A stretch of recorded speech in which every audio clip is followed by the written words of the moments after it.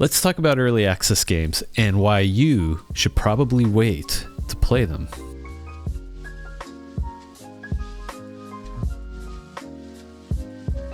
I've had this video script idea in the backlog for probably the last couple months, and I decided to finally approach it due to a recent news article that came out. Before we begin, I'm really close to 100 subscribers. It's 2025 and I'm a fairly green content creator here on YouTube. I would just love to hit 100 subs this month. So please subscribe to the channel. With that out of the way, let's talk about early access games. So early access started as a way to play a video game prior to its official release, in a state that's usually in its alpha or even beta stage of development. But there seems to be a misconception of what early access in video games is, coming from both the consumer and the publisher. And look, I don't blame you. The term early access has been a bit muddied and used in more ways outside of the alpha/beta that I described. Early access has changed over the years, for better or for worse. Getting early access to a game has existed for a long time. Personally, I can think back to the 90s when id Software released a Q test for the launch of Quake and Quake 2 as a way to test out their multiplayer component of their game with a small audience. Nowadays, the ability to access a game early in development is a business model for developers, a service provided by platforms that sell games. We can thank Valve for leading the way back in March of 2013, making early access available to developers and customers. All in all, this turned out to be a great service. Devs were able to work and make a living, all while gamers interested in their product got to play a game that they were interested in and also provide some valuable feedback to help improve the game for its official release. Let's take a quick moment to thank Gavin. Thanks, Gavin. We've had some great games come out of early access. To name a few, Baldur's Gate 3, a story-rich RPG game. We also have Slay the Spire, a deck-building roguelike. Kerbal Space Program, a challenging and rewarding space simulation. These games succeeded by building and nurturing an active community, providing a clear roadmap, and also providing a fair price during its early access period. We also had developers going out on their own outside of Steam's early access program, either utilizing funding platforms like Kickstarter or doing it outright themselves. Some that come to mind are Minecraft, Bloodstained Ritual of the Night, and Hollow Knight. And of course, we also have some bad examples. DayZ, a zombie survival game, while popular, was plagued with bugs, performance issues, and a lack of content taking 5 years to complete. Shenmue 3, an action-adventure game from a beloved series that suffered from technical issues, limited content, and gameplay mechanics that felt clunky and outdated. And I'll even throw in a game that I actually enjoyed, but arguably went through a rough early access period. Quake Champions, an arena hero shooter, which took 5 years to leave early access, all while struggling to maintain a healthy and active player base, which was in part due to its publisher abandoning the project, resulting in slow development updates. I should add that even the successful examples faced challenges and criticisms during their early access periods as well. Making a game is difficult, and it becomes even more challenging when your game is essentially released to the public in an unfinished state.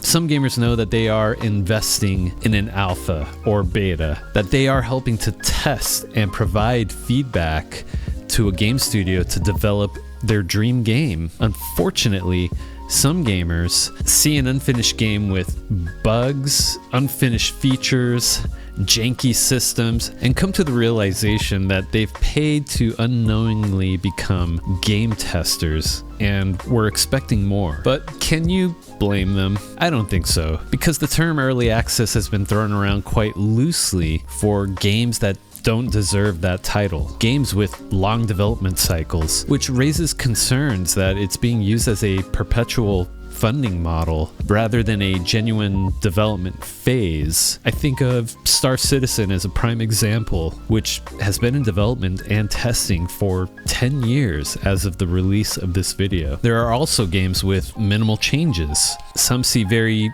few significant changes during their early access period, which suggests that the label is primarily used for marketing purposes. How many times has Call of Duty had an early access beta period just a week before its release? They aren't the only game franchise that has used the label early access strictly for marketing. In that same token, you also have games with minor issues, just some minor bugs or performance issues, largely complete and playable, which is a stretch to call it early access. This misuse of the early access label has eroded trust between developers and gamers, which affects all developers that are actually dependent on utilizing the early access model to develop their games. So, as I said in my intro, my newsfeed recently shared a story that came from massivelyop.com in regards to Ashes of Creation, the ambitious MMO that is currently in early access development. A popular YouTuber by the name of Narc, who was heavily involved with the game's development as a funder and a playtester for 4 years, has quit covering it. To sum it up, Narc cited issues like lag, a long grind, and what they perceived as dishonesty from the developers at Intrepid Studios. There's some drama around his accusations of the game being a scam. He's entitled to his opinions. Personally, I want to avoid becoming part of that drama. So let's focus on the key part of his admission within his video. Narc states early in his video that he wanted to approach Ashes of Creation as a normal guy, seeing the game being developed from a normal person's view, and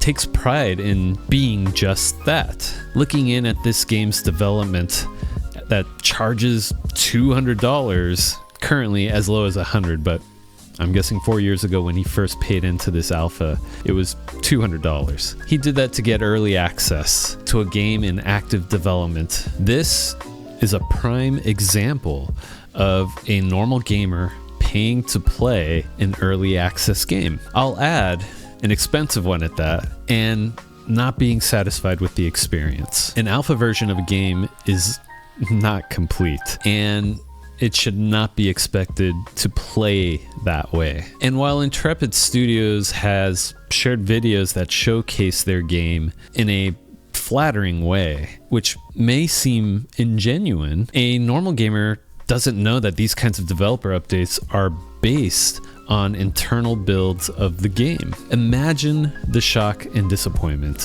when a normal gamer experiences an older testing build that doesn't look like the developer video that they originally watched, that enticed them to pay $200 for early access to an alpha. Something you should know. This is part of the business model for early access games. I can share from personal experiences working on games for the last 10 years. Even for games that don't use the early access model, you would only want to show your game in the best light to your investors and potential investors. With early access, developers are doing the same exact thing, but in a more open development process, and their investors are you, the gamer. Anyways, I'll provide a link to the article down in the description if you want more details, including a link to Narc's video. So let's wrap it up. The next time you see a game that is in early access, here are some key considerations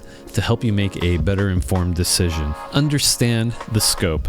Know exactly what is included and what is still in development. Assess the risks. Be prepared for bugs, delays, and worst case, potential abandonment. Consider your playstyle. Ensure you're comfortable with potential frustrations with a half-baked game, and whether you are willing to provide feedback. Read reviews and community feedback. Research player experiences and community discussions. Set realistic expectations. Remember, it's an unfinished game, and focus more on the journey of its development and how you are contributing to its potential successful launch. Essentially, proceed with caution and only purchase if you're comfortable with the potential risks and uncertainties involved. Thanks for joining me on this analysis of the term early access in games. I hope this video has shed some light on the label, and hopefully you'll make the right decision the next time you decide whether to purchase an early access game or wait until it's finished. Remember to like this video, share it with friends, and make sure to subscribe for more great gaming content. Also consider watching this YouTube recommended video. Thanks for watching. I'll catch you in the next one.